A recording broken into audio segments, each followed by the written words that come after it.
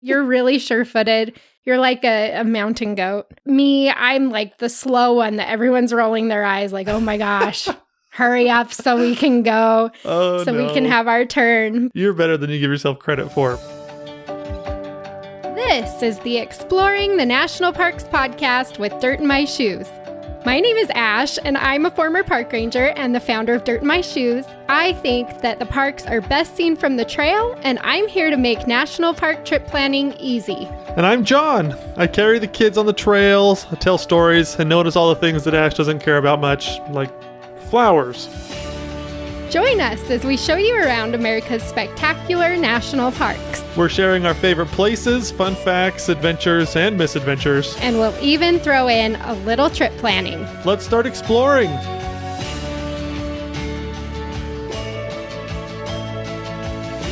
Can I spill the beans? Yes. Okay, so I've been working on a new itinerary. And it is for the Black Hills and Badlands National Park. Oh, yeah. I'm so pumped up. I'm so excited to talk about Badlands today because I've just been like really deep into the research of all the stuff and reliving all of our trips that we've been so that I can put things together for an itinerary. And I am just like, oh my gosh, I'm so excited. So the itinerary, I haven't really announced it. No. But by the time this episode comes out, I probably will have already said something already. Right.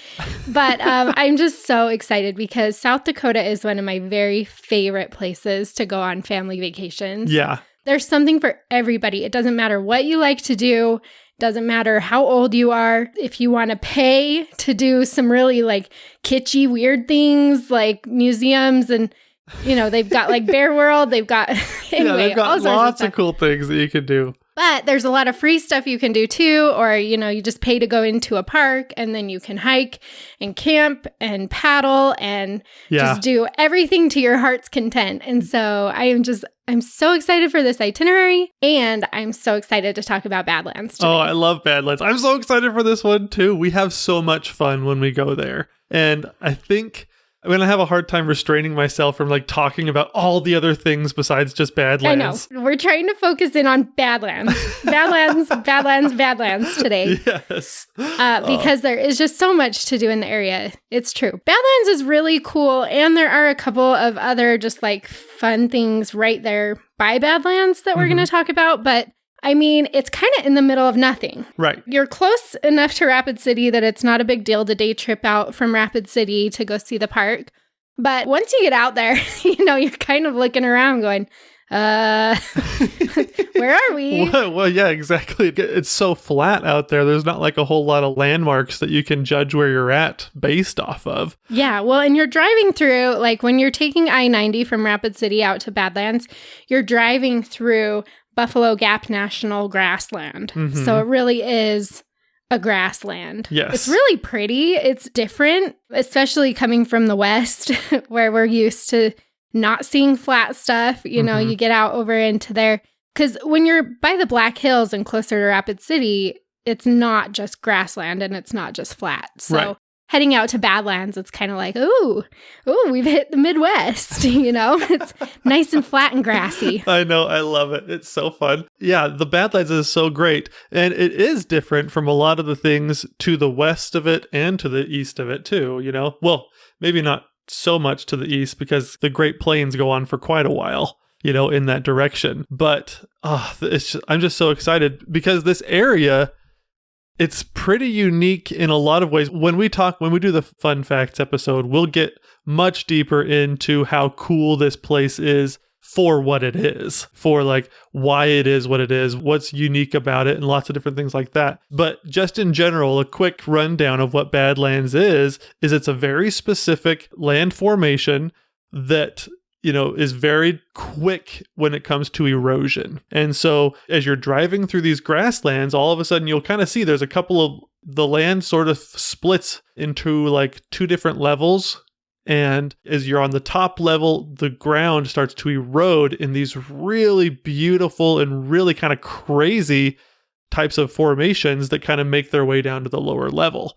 And so within all of that erosion area. You've got lots of different layers, lots of different colors, and it's just so pretty. It's a really unique land formation that only lasts a short period of time. Yeah, and it's cool because when you're looking out at the Badlands, you can see, like, I was looking closer at some of the photos we've taken, and you can see, like, some of the areas are still flat, but just lower than where you're standing, and those flat areas still have grass on them, you know? And so it's funny to really look at what you're seeing because you've got, like you said, these really cool formations, but then you can see exactly where they're eroding, like through the grasslands. Right. So it's just, I'm really excited to get started on this today. I think mostly we'll be talking about the North Unit, which is the main part of Badlands. So there are a few different sections, if you will, of Badlands National Park. The North Unit is the one where if you pull up a map, you can see there's like the Badlands Loop Road. That's where the main visitor center is, the lodge, the main hiking trails, all of that is all in the North Unit. So that's where we're going to focus today. You can go down. There's another unit called the Stronghold Unit, which is further south. It's on the Pine Ridge Native American Reservation. Right. And so there's a lot less to do there. There is a visitor center down there, but just not really any roads that go through the area into the park that way. So let's focus on the north part. And I want to start with my favorite hike. Which is? Well, so hold on. When we talked about our favorite national park hikes, I think it was episode 11, we had to choose some favorite hikes that were 3 miles or less. Right. And one hike in Badlands made my list. So I'm going to start here. You drive all the way over to the northeast entrance of the park. And so you're along I-90, but the furthest east that you can go to get into the park. You drop down in there and then you will hit the parking area for the Notch Trail. That is a really cool hike. And it definitely deserved its placement on your favorite national parks hike list, I think. And why is it so cool? Because it has this giant ladder that just like every time, I love it. Because every time I post this picture of me hiking this ladder on the Notch Trail, like, I just get tons of comments from people like, where in the heck is this? Right, yeah. You know, because it's not in a park that people are really very familiar with. It's not a park that a lot of people talk about. And so it's a very popular hike. Like, once you get to Badlands, it's popular. Everybody who's at Badlands wants to do this hike. But in general, like, a lot of people don't even know that it's there. Right. And it probably is one of the most photogenic ladders ever. And it's hard to get a picture without people in it. We've kind of mastered that, which is why I'm so excited for the itinerary I'm writing. But it's so much fun. It's just adventurous enough that you can take your family with you. Yeah. Most kids can do it. Because it's not one of those ladders, like, it's not like a straight up and down getting on your roof type of a ladder. It's a subtle incline. And so it makes it nice because our young kids, for the most part, can go up and down it themselves. It's not so scary that you're like, oh, like, I don't want to take anyone on this, or I don't want to do this. I think it looks scary though. And it does get your heart pumping enough that it's like, oh, this is like so fun and adventurous. I love this hike. Yeah. So. Well, but even like you'll see some people if you end up waiting in a line or something like this, and you have a lot of people kind of waiting to take their turns going up the ladder, you'll see some people that are like super mega sure-footed that will just like jog up this ladder. And so it's kind of crazy. And then you've got the slow ones. That's you. I would say that's you. You're really sure-footed. You're like a mountain goat. I am not. I don't know. I was thinking, actually, a lot of these podcast episodes, I'm like, man, I sound like an idiot. I'm always getting into trouble or falling or doing something, but I'm not very sure-footed at all. And so I'm like the slow one that everyone's rolling their eyes like, oh my gosh.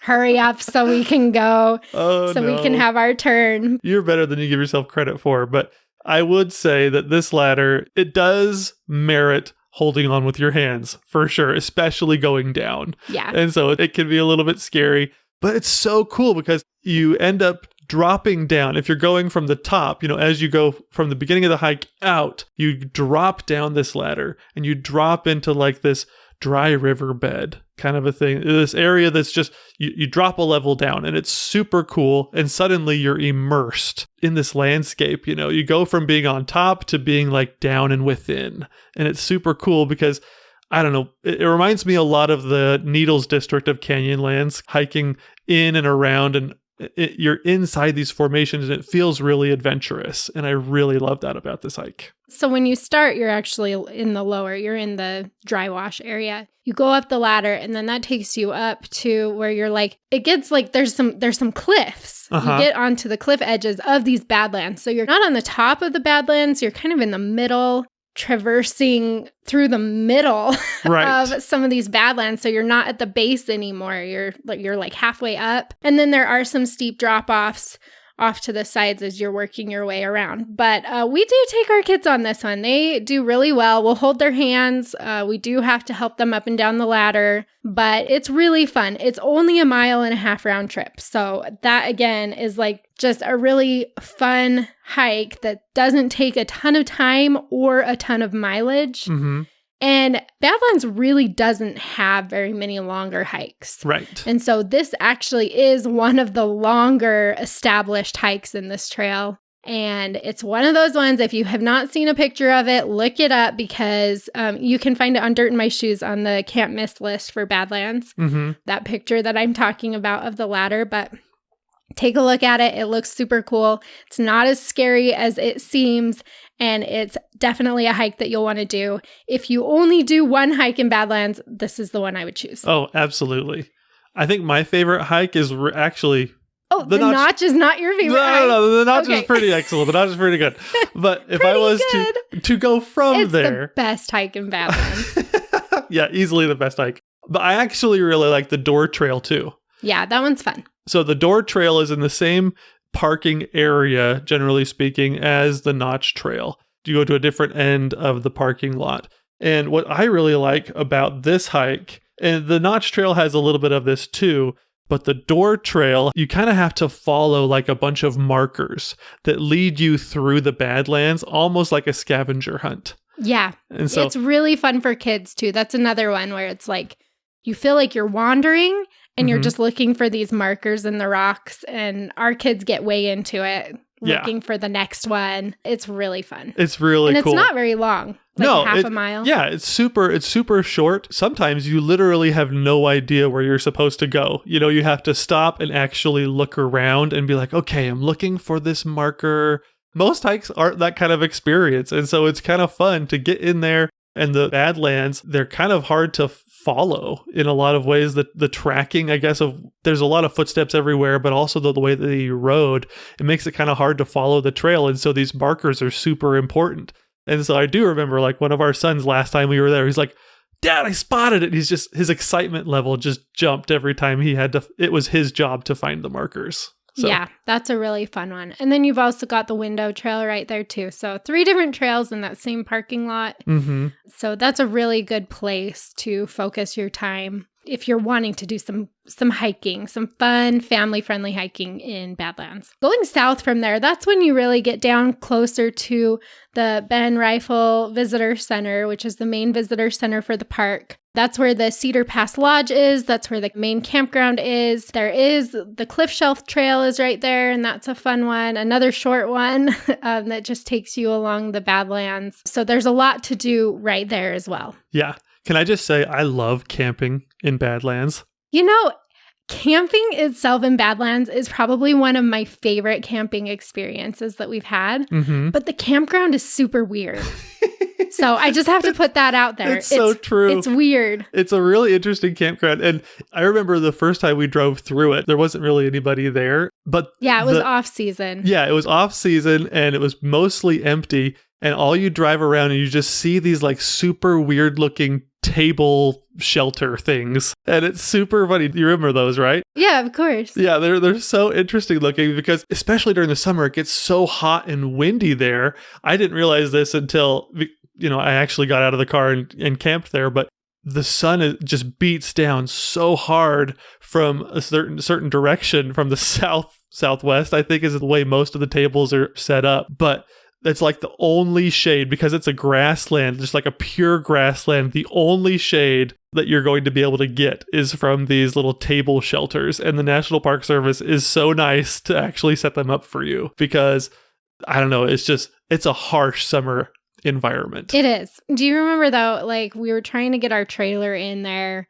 We have it's like a 25-foot travel trailer, and the pullouts were like set up really weird. Mm-hmm. So if you're in a trailer, that's the only thing true. Do you remember? Because it was like you pull off and they're not very wide. And so it's kind of hard to get our trailer just like even off the road enough. And then some of the pullouts you share with neighbors, which is, let's be honest, my absolute least favorite way to set up a campsite is when I like have to park right next to somebody else and like you feel like you're like sharing space. Right. I hate that so much. Right. Or sometimes if the slide outs were on the wrong side of the trailer, they're like coming out at you. Yeah. And so you're having to almost like negotiate, almost like you're going under cliff hangs. It's like you're trying not to look each other in the eye because you're like, our rigs are like way too close together. Yeah. So the setup in the campground is not my favorite, but what I love about it, this campground is, I mean, you can camp here or you can stay at the lodge. And then,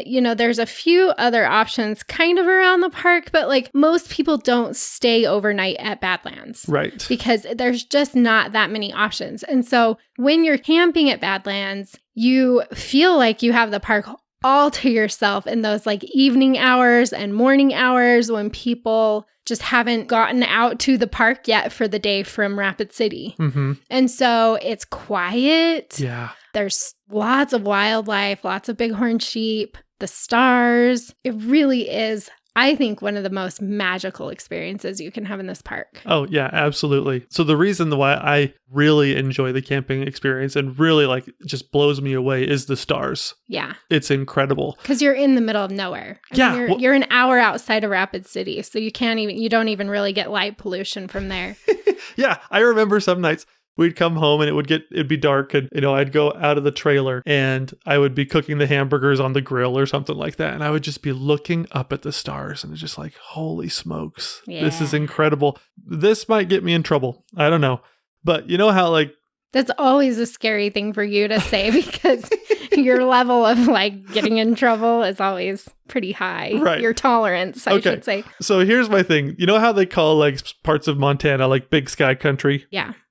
So I never understood why they call mountainy places big sky country. Yeah. Right? Because it covers up some of the sky. Yeah, your sky is half gone when you're up by the mountains. Exactly. So the like flat places like Badlands should be big sky country because you literally can see like the end of the earth. That is where, that's the sky starts. Exactly. Yeah. And so there's no mountains blocking you or anything.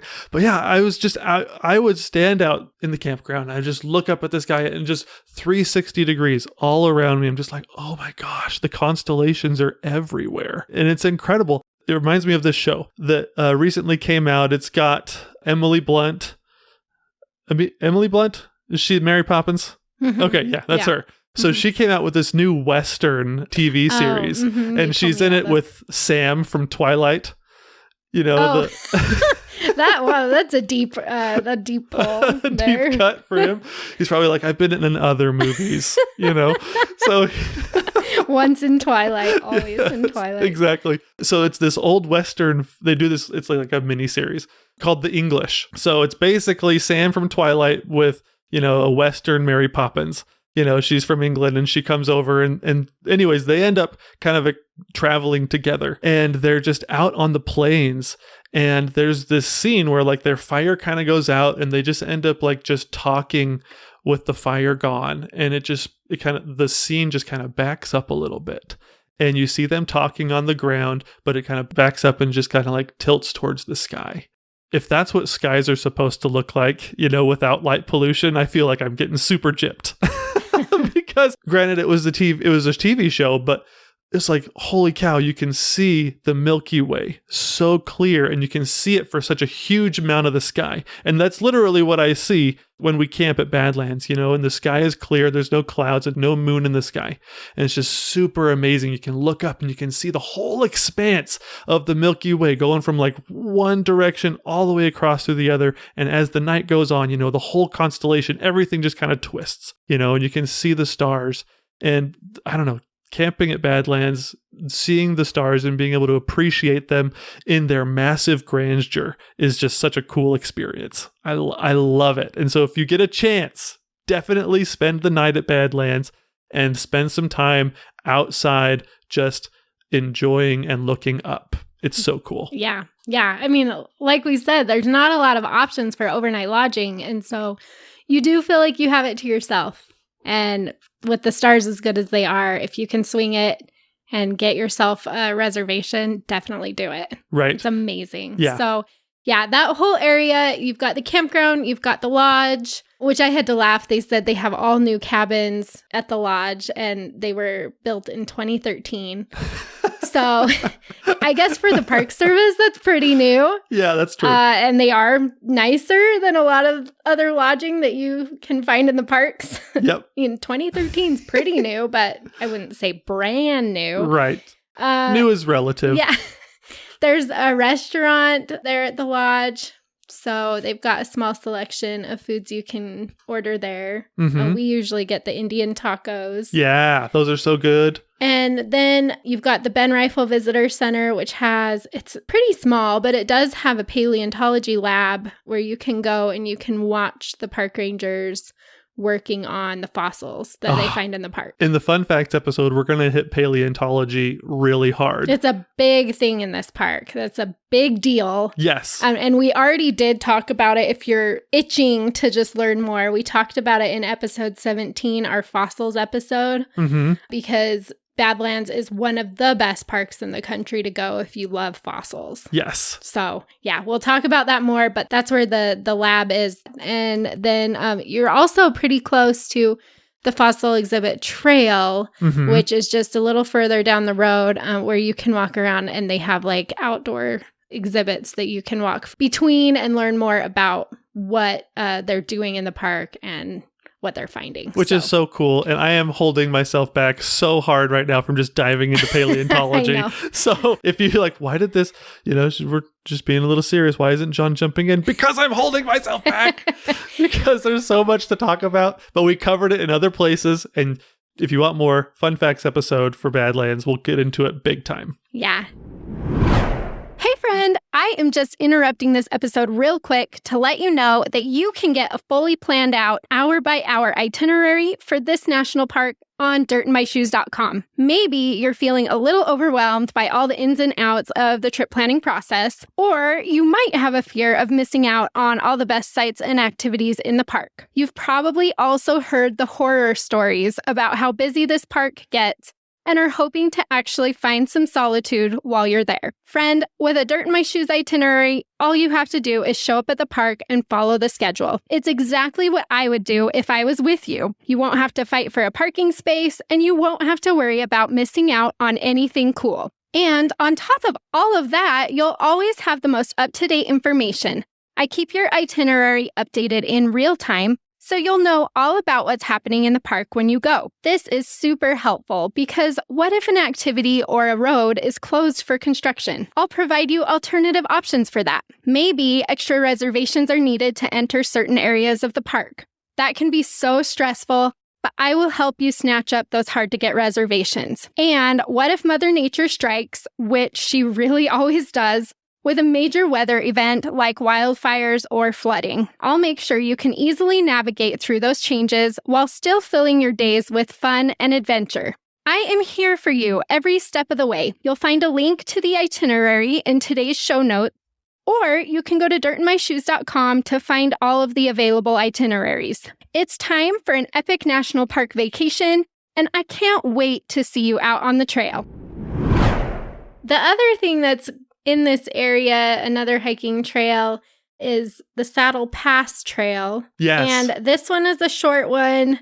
This one is also one that I regret to inform you I did not complete, even though it's like a quarter of a mile. That one was too scary for me. Oh man, this one, okay, I love this trail, but it is very tricky to hike. It's really steep. You're basically hiking up the Badlands and it gets slippery. There's like nothing to hold on to. Right. And so I started up it and I was like, oh, nope. This is a broken neck waiting to happen for me. Yeah. Well, it's one of the only like trails I feel in the park that actually takes you from one level to the other. Yeah. Yeah. And so it travels up. It's called Saddle Pass because it takes you up to the saddle between two Badlands. Right. So you're not at the top of either of them. You go to that area in between. Right. And so you start at the bottom near the loop road, which is where you start, and then you climb up, and where you end is you literally, I was so surprised when I got to the top the first time because I was like, whoa, I'm just like looking out at the expanse of grasslands. And I was just like, well, that's not what I expected to see when I got up here. Because it meets up with the Castle Trail, the Medicine Loop Trail, like the longer trails that you can find in the park that are on that top layer. Right. And so that's what the Saddle Pass Trail basically leads to. It just kind of ends at these other trails, which, I mean, I've seen on a map. I wouldn't know from firsthand experience because I couldn't get up the freaking saddle. It was so funny. Well, so what's kind of scary, and in Ash's defense, the sand here at Badlands, I mean, these trails, in a lot of ways, they just fall apart. They fall apart, yeah. I mean, that goes with the erosive nature of what a badland is. Right. Right? And so you get up on there and, like I said, there's nothing to hold on to. And it's slippery always. Yeah, it doesn't matter if it's wet or not. It's just like the trail is literally crumbling under your feet. Right. While you're hiking up it. Yeah, and it's not like you're climbing up a sand dune, though, either. Because in like a sand dune, or if you're hiking up... because your feet don't dig in at all. Right. Like they do in sand. Exactly. The rocks at Badlands, if you can kind of call them rocks, they hold together just enough so that your feet can't like dig into the mountain to give you traction. And so, but like they fall apart easy enough that like the little tiny grains of sand or mud or clay or whatever, they just kind of like rub off of the Badlands. And so like your shoe, it's like you're standing on marbles. It's like Home Alone. Yeah. You know, when Kevin puts out, marbles and then the bad guys end up, they fall on their backs. Come out from under you. And we talked about this in the Grand Canyon episode. That did happen to me at the Grand Canyon, and I slid down the Grand Canyon on my butt. And so when we hike Saddle Pass, I'm like, nope, I know what the ending to this story is. I am not sure enough on my feet to do this, but John does it. You do stuff like that all the time. You're fine. That's why you want to mountain climb and why I'm like, nope, I think I would die. But yeah, Saddle Pass it's a fun one if you can get yourself up there. It's fun just to start it anyway. I always start it and see how far I feel like I can make it. Right. And since it's a quarter mile, it's like 100 feet. Yeah. 100 feet, like straight up, though. Right. Challenging 100 feet. There you go. Yeah. It's a American Ninja Warrior 100 feet. Yes. This is also a good time to mention that Badlands has an open hike policy. And so you don't have to hike on the trails. Right. You can go off trail here. You can climb up the Badlands if your heart desires. I don't know why you would want to do that, but I could see John wanting to do that. So that is an option. So as you're going through Badlands, you can climb around, you can go off trail and make your own.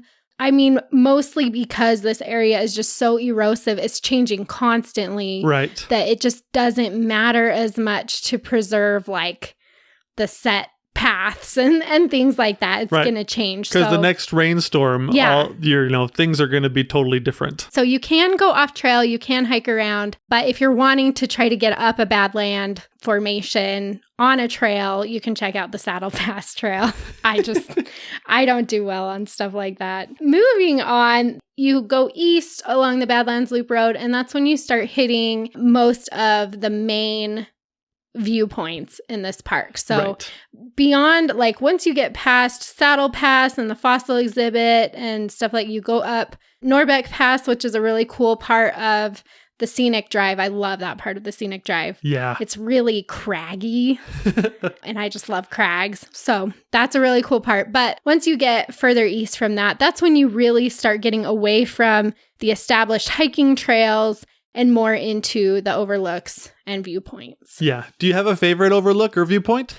I have gone between a few of them. I really like Panorama Point. Yeah, that's a good one. I really like the Pinnacles viewpoint. I really like Yellow Mounds because that one's just super cool. Right. Probably my last favorite one, not like last favorite, but my last favorite viewpoint, right, is probably Hay Butte. Oh, cool. On the Sage Creek Rim Road, which we'll talk about in a minute. But yeah, I mean, I think more when you're going through Badlands, more importantly, it's the lighting that makes the viewpoint than the actual viewpoint and what it depends on what the light is doing and what time of day you're there to determine which viewpoints I think are the best. Absolutely. I think you hit a really important point when it comes to Badlands is the lighting changes everything. Everything. Oh my gosh. Everything. It will completely transform your trip. Yeah, if absolutely. You can hit the good lighting. I feel like, yeah, totally depending on the time of day that you're there, or, if it's a little bit cloudy and a little washed out, or if the sun is just so harsh, and so it makes it hard to make out some of the colors on the Badlands. It really feels like The Wizard of Oz in a little bit of ways, that first little bit of the movie. Like, how? Yeah. When you're just in black and white. Yeah, or it's a little bit less black and white and more like sepia tone, on your phones. On your phone settings, how you can make something sepia. Last time I watched that movie, I don't know. Yeah, but I know what you're talking about because then when she gets to Oz, everything's in bright colors. Right. Well, so if you're listening to this with your parents or grandparents or something, if you're a young person, you haven't seen Wizard of Oz, the movie starts out, it's this nice little girl and her dog, and they're in Kansas. Everything is in black and white. She ends up going home, and then all of a sudden there's a tornado, and then the tornado literally lifts her house up off the ground, and then she's twisting and twisting and twisting around, and all of a sudden her house lands. And then she opens up the door to kind of see where she's at, where her house landed. And as she opens it up, she walks out and she sees she's in Munchkin land, right. And there's bright yellows and greens and reds and all the colors of the rainbow are all around you. And Badlands is just like that, depending on the time of day that you're there. And the colors, Dorothy coming out of the house into Munchkin land is like sunset and sunrise. Yeah, or just the hours before, like right before or after them. Right. So if you're there in the middle of the day, and we're talking pretty much as soon as the sun gets high enough to not be pretty anymore. Right. As soon as you have to take off your jacket because you're getting warm. 9 or 10 in the morning to probably 3 or so in the afternoon. The lighting is just really, really harsh if there's no clouds to block it. And which all the times we've been in Badlands, I mean, it pretty much is always sunny if you're there in the summer. Right. You get better clouds, better storms, better interesting skies if you go more in the off season usually. But yeah, that middle of the day section in Badlands is really rough for photography. Yeah. It just makes everything look white and just really washed out. You don't get the striations that you get later. And so if getting good photos of the Badlands are important to you, then you'll want to be out sunrise or like an hour or two after sunrise, and then an hour or two before sunset. Right. And at sunset, you're trying to get like the golden hour photos and stuff like that because it changes everything. Everything gets more orange and pink. And it's so much easier to see the depth of the Badlands. And so you're not just looking out over like a field of white and grays. Yeah. Well, you mentioned it earlier when we were talking about some of the viewpoints. What's amazing is, first of all, nothing ever erodes uniformly in this park. All of the mounds, everything is shaped differently. And when you get a little bit of shadows from the sun going down or being at a steeper angle, you get to see all of the depth perception is much fuller, I feel like. And you can see, oh, that's cool out there, you get to see lots of different things distinguished from each other because in the middle of the day, a lot of the things just run together. Yeah. It's hard to tell what you're looking at sometimes in the middle of the day. You don't appreciate it as much. Yeah. So for these viewpoints, back to my original statement is all of them are great if you can time it well, and so the timing is going to matter more than the viewpoint. Right. Because you can get great views from all the viewpoints and, you'll get great views as you're driving the Badlands Loop Road if you're driving it at the right time. Plus, it makes it easier to see wildlife. We see bighorn sheep in this park all the time. Yeah. All the time. And you can see them during the day too. But some of my favorite photos and some of my favorite views that we've ever had at Badlands National Park has been in like that golden hour time, kind of right around dinner time until sunset. Yep. I've got some just fantastic experiences of driving through the park and seeing those bighorn sheep right there with the colors are just vibrant all around them. And those are some of my favorite experiences in the park is during that golden hour time in the evening. Yeah, well, it's not just the bighorn sheep either, because the one animal that is in this park that we haven't even mentioned yet, the buffalo. Oh, they're there too. Who can forget about the buffalo? Can't believe it's my favorite animal. We're going to talk a lot about them in fun facts. But a lot of the animals, they kind of bed down. They try to find some shade during the middle of the day, and they're much more active in the evenings and mornings. And so you'll be able to see them. And I remember one night when we were there, the buffalo were making their way from the lower, section up to the higher section. And we just got to sit there and watch them. And they just passed right by our vehicle and got to see them up nice and close. And it's super fun. It's super cool. And so that kind of takes us off. Yes, it's so cool. But so the rest of the Badlands Loop basically are all those overlooks that we talked about. And then you come back out the park, out the Pinnacles entrance and up towards Wall, which we'll talk about in a minute. But if you don't exit the park there and you keep going, you'll hit a dirt road called the Sage Creek Rim Road. Mm-hmm. So, and that's where the Hay Butte overlook is that I was talking about, which we have some epic photos of bighorn sheep climbing the cliffs there with the Badlands behind them. It's one of my favorites. We almost always see bighorn sheep over there. But that is also where we watched the buffalo working their way across by our car was a little bit further down along the Sage Creek Rim Road. Yep. I think where we always have the best luck seeing buffalo. And then we'll usually see bighorn sheep as well. And then that's also where the prairie dog town is. Yeah. And so if you can drive that dirt road, the Sage Creek Rim Road, you don't have to go very far. If you just go beyond the prairie dog town, there's just one more overlook right there before the road kind of starts to dip down towards the campground and other things out that way. Right. Well, the road kind of curves, so you get a different view of the Badlands. Yeah.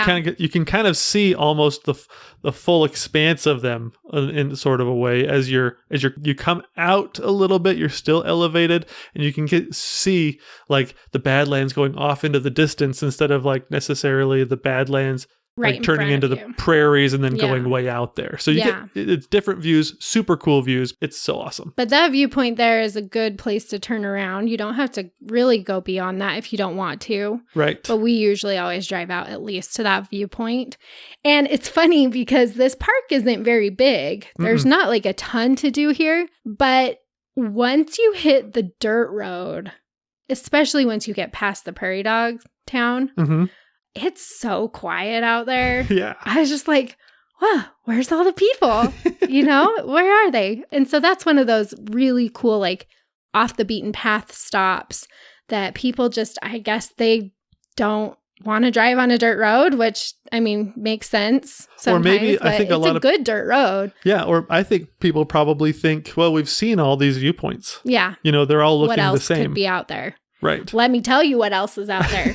Bighorn sheep, buffalo, prairie dogs, epic views, quiet. Yeah. So that's my favorite, like off the beaten path part of this park. It's just one of the coolest places to me to go. Try your luck at seeing some cool wildlife, getting some different views, and just getting out of the crowds for a minute. Yep. So if you don't take the Sage Creek Rim Road and you stay on the pavement and you go out the Pinnacles entrance and head north, you'll leave the park, you'll drive through the grassland, and then you will hit Wall. Yeah. Which, Wall Drug. as you're driving to Badlands National Park, there's no way that you will not know, or at least know that Wall Drug exists out there, because there's sign after sign after sign after sign for Wall Drug. And so we have to talk about it because it's just one of those places. I mean, it's right outside of Badlands National Park. There's nothing else out there. Right. And then you have this giant Mall of America. What would you call it? Yeah. Out there. Yeah. That just, first of all, they do have really good donuts. They do. And I love donuts. The way to my heart is through donuts. And so I love that they sell pretty good donuts there. Yeah. That's always a highlight for me. We also really like the hot beef sandwich. Which is basically a toasted piece of bread covered in roast beef and mashed potatoes and then just like soft doused in gravy. Yeah. It's so good. It is good. I mean, it's not like the best I've never had a hot beef sandwich like that anywhere, but it's just one of those things that it's like, we got to go to Wall Drug and get our hot beef sandwiches. Oh, yeah. You got to get your cup of ice water, you got to get a donut, and you've got to get a hot beef sandwich. Yeah. That's the food experience you have to have at Wall Drug. But there's so much beyond the food, which I just feel like every time we go there, I'm like, oh my gosh, like how is this here? It's literally like a mixture between like Mall of America and a traveling circus is kind of how it feels. And like a Wild West, Buffalo Bill Cody's, version of a mini mall kind of a thing. It's awesome. Yeah. There's so much stuff here. So you get in there. Well, and first we should mention, so this actually started because they were offering free ice water to travelers coming through the area. Which back in the day when you didn't necessarily have AC there weren't rest stops and gas stations, every 50 miles and things like that. A cup of ice water was a pretty good selling point. Yeah. I mean, as you're driving out there, especially in the summer and it's hot and everything's flat and the sun is shining, and I could see the draw for ice water. But yeah, so they started offering free ice water, and there's signs for this. Yeah. Like all the way into like Europe. Yeah. So whoever's the marketing guy for this was just like, dude, social media isn't worth it. We just got to go straight for the billboards everywhere. Billboards, signage everywhere. Well, and the signs have been up for decades. Yeah. Well before social media was a thing. But anyway, so it brings people through here. They would stop for free ice water. And now they do still offer that free ice water, but it's just like there's all sorts of little shops that you can go to. You've got the restaurants. You've got this weird area out back that has like a giant jackalope that you can sit on. And then there's another building back further that has like a giant T-Rex that roars at you, and you can go gold mining or gold panning. Right. And stuff like that. Yeah. And so it's just one of those places that, I mean, you could walk through it. It's massive. It's hard to believe it started just as a place to get free ice water. Right. But now, I mean, it's like your Badlands experience is not complete until you've stepped foot in Wall Drug. Absolutely. I love this place. It is, I don't know. I think that some people, if you're cynical, you could probably think to yourself, oh, it's just a tourist trap. Still at least go in and get a donut and some water, because you have to go there while you're there. Right. I feel like this place just perfectly exemplifies one aspect of like the old Wild West that was just like so cool. There's no snake oil salesman here and nobody's scamming anybody. But this is like one of those places that perfectly exemplifies the unabashed willingness to sell you anything. Yeah. Including free ice water. Exactly. Even though it's free, nothing's ever free. Exactly. Well, this place is great. It's fun. It's an experience to just visit Wall Drug. And you can tell people in Paris, France, near the sign over there or something like that, hey, you've been to Wall Drug. Yeah. The Statue of Liberty, the Golden Gate Bridge, and Wall Drug. Wall Drug in South Dakota. Exactly. Okay. So, I mean, we have talked pretty extensively about Badlands. Like I said, it's a small national park and you can do it in a day. If you want to stay overnight, which I definitely think you should, then you can do it over 2 days. Right. There's enough to stretch out that you could do 2 days worth of stuff in the area. But the last thing really that I wanted to talk about that's right out here is the Minuteman missile site. Yeah. Because this is right outside of Badlands as well. You're only 10 minutes to this visitor center and the other things you can see out here.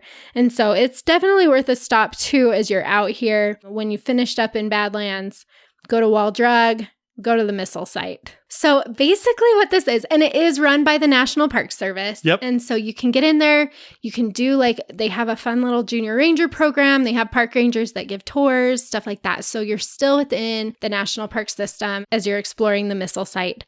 But basically back in the 1960s, during the Cold War, they put over 1,000 missiles, nuclear, interballistic missiles out here in the plains of South Dakota, North Dakota, and Montana. Right. Kind of right out in this area. But there were over 1,000 out here. Which is crazy. It's crazy. Yeah. And these missile sites, so they have giant silos that the missiles live in.